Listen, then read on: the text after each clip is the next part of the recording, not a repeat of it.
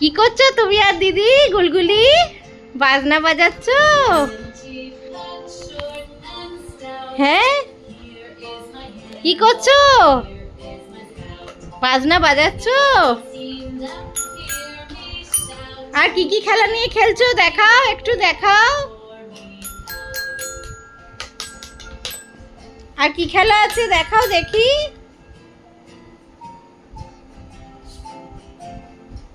হ্যাঁ, খায় না ওটা। এ দেখো দিদি শিখিয়ে দিচ্ছে, বাজাও ওরকম করে।